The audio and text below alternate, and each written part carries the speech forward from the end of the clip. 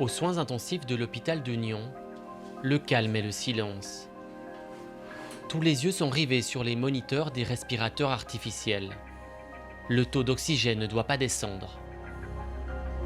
C'est surtout ça qui nous inquiète chez ces patients quand ils commencent à aller mal. On voit ce chiffre qui diminue, raison pour laquelle on doit augmenter la quantité d'oxygène qu'on leur... C'est pas la limite inférieure. À la limite inférieure, on n'aime pas en dessous de 90-90. L'hôpital est proche de la saturation. Déjà en milieu de semaine, 2 décès et une dizaine de cas graves supplémentaires. Dans cette unité, il reste un seul lit non occupé. On a un lit disponible pour le prochain, parce qu'on sait que c'est pas est-ce que ça va arriver, mais quand ça va arriver. Donc ce sera probablement dans la journée. On estime qu'on va avoir une demande d'environ 1 à 2 patients par jour au minimum dans les jours qui viennent, et de façon incrémentielle, donc ça va s'accélérer. Pour les soignants, la pression augmente. La vague de malades tant redoutée arrive.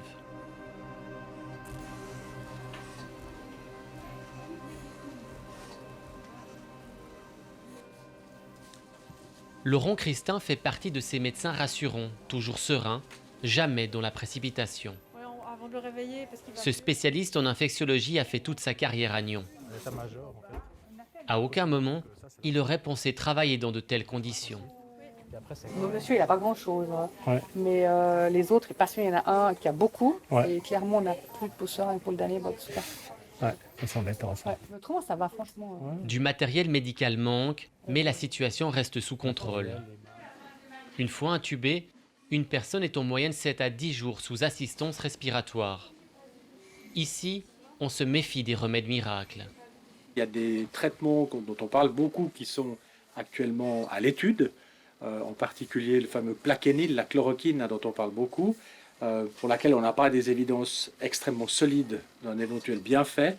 Ici, on est encore assez prudent, toujours pour la raison qu'on veut éviter de faire des dommages à nos patients sans avoir la certitude qu'avec un traitement, on les aide en fait.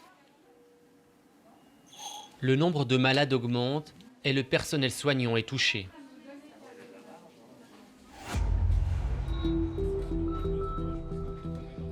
Parmi les infirmières, il manque une personne clé. Perrine Holzvars a dû abandonner son poste. La semaine précédente, nous avions suivi cette infirmière coordinatrice du pôle urgence. Perrine a été exposée au virus durant son travail. Elle est malade. Écoutez, je voulais prendre un peu de vos nouvelles, alors comment ça se passe à la maison? J'ai pas eu de fièvre, j'ai pas eu de toux, j'ai pas eu d'état grippal comme c'est décrit partout finalement. J'ai juste perdu l'odorat et le goût. J'ai potentiellement infecté d'autres collègues. J'ai pu être dangereuse pour d'autres. Ouais, vraiment un sentiment de culpabilité au départ de lâcher l'équipe et après un sentiment de culpabilité d'avoir potentiellement infecté d'autres personnes. Testée positive, Perrine est en quarantaine à la maison. Elle s'occupe de son fils et garde le sourire. Louis n'a pas développé de symptômes. On va faire un dragon ensemble. Ah mon loup, c'est chouette ce dragon. J'ai contacté mes proches, et que ce soit amis ou famille. Alors évidemment, ils se sont tous inquiétés parce que vraiment tout ce qu'on voit à la télé, c'est quand même très dur. Et puis on sait que ce virus peut faire mourir. Il y a des jeunes qui ont mon âge qui sont en soins intensifs, qui sont quand même dans un état critique. Moi, je suis passée au travers de tout ça, donc j'ai de la chance. Évidemment, ils se sont inquiétés. Évidemment, ils ont pris tous de mes nouvelles. Mais ils ont été vite rassurés que l'évolution était plus que favorable, en fait. Tu dis au revoir ? Alors on en prend 3 pour les vêtements, les essayages, tout ça. Et voilà le PC permis. À l'hôpital, les nouvelles ne sont pas toutes mauvaises. Des renforts arrivent. Ces étudiantes de l'université de Lausanne sont en 4e et 5e année de médecine. Un peu stressées, elles savent qu'on compte beaucoup sur elles. Faudrait qu'on l'assure. Parce qu'on est quand même clairement pas encore médecin. Voilà. Ici, vous avez l'état et vous glissez derrière. Les équipes en général se sentent soutenues, des bras en plus, tout ce qui est logistique, on en a besoin aussi. Donc, ouais, c'est un élan de solidarité et vraiment ça fait chaud au cœur. Une rapide visite avec le docteur Christin les étudiantes reçoivent quelques conseils avant d'être réparties dans les différents services. La visite va commencer à 9h15. Pour eux, dans une situation comme celle-là, où tout le monde est un tout petit peu sur les dents et sur les genoux parfois, je pense qu'ils peuvent très rapidement devenir extrêmement utiles, de rendre des services, des petites tâches, voire chercher de l'information. Donc on est très content de les avoir parmi nous. Plusieurs étudiantes travaillent à l'accueil des personnes potentiellement infectées. Elles doivent enregistrer et orienter les malades. Ici, on trie les patients. Enfin, déjà ceux qui n'ont pas de symptômes et qu'on va de toute façon pas tester, on les renvoie tout de suite chez eux parce que ça sert à rien qu'ils s'exposent en salle d'attente avec les autres patients. Voilà. Cette jeune femme a des difficultés respiratoires. Son mari a dû l'amener en urgence. Ce matin, elle a vraiment dit que ça se sentait, il y avait des palpitations dans les doigts, etc. Donc elle sentait qu'elle ne pouvait pas prendre assez d'oxygène pour être bien, quoi. Donc là, elle a dit il faut qu'on descende. Les jeunes malades du coronavirus se rajoutent aux personnes plus fragiles. Les chiffres ne cessent d'augmenter.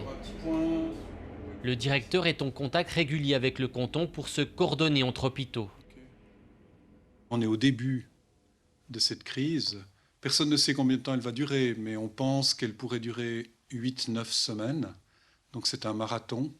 Et si vous faites vite le calcul, vous verrez qu'on est au 4e ou au 5e kilomètre des 42 kilomètres du marathon. Donc il va falloir tenir sur la longueur. Si les courbes du canton de Vaud se confirment ressembler à celles du canton du Tessin, on devrait connaître un début de surcharge dans nos hôpitaux, de la région en tout cas, probablement lundi ou mardi de la semaine prochaine, lundi 30.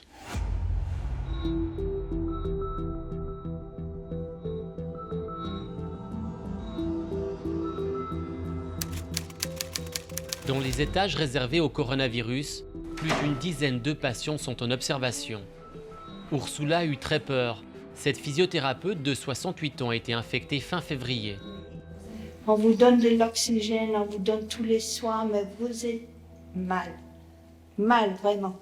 Et il arrivait au bout de, je pense, 2 semaines. J'ai dit, mais vous ne me laissez pas mourir ici, j'ai pas envie.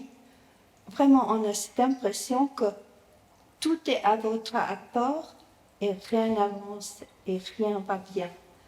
Vous commencez à avoir peur, c'est vrai.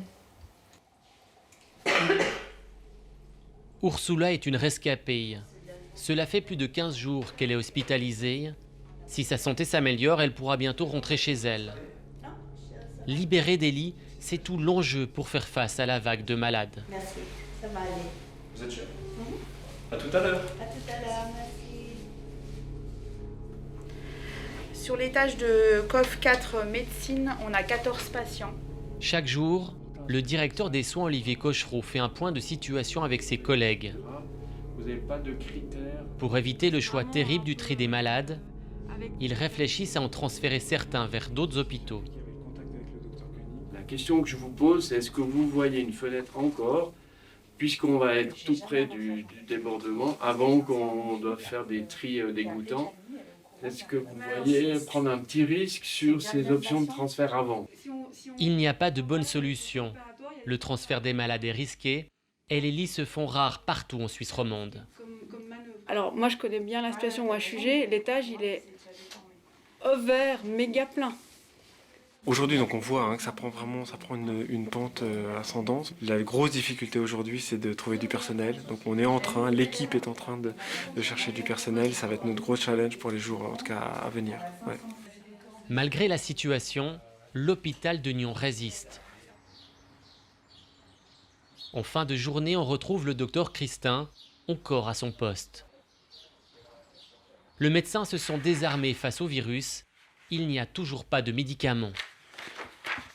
On se sent un peu impuissant malgré tout devant cette maladie. Notre seule arme, en fait, c'est de soutenir. C'est le respirateur. Le respirateur, c'est un peu, on pourrait dire, c'est comme un peu prier peut-être, parce que finalement, c'est formidable d'avoir cette technologie. On a une technologie médicale qui est extraordinaire par rapport à tout ce qu'on arrive à faire.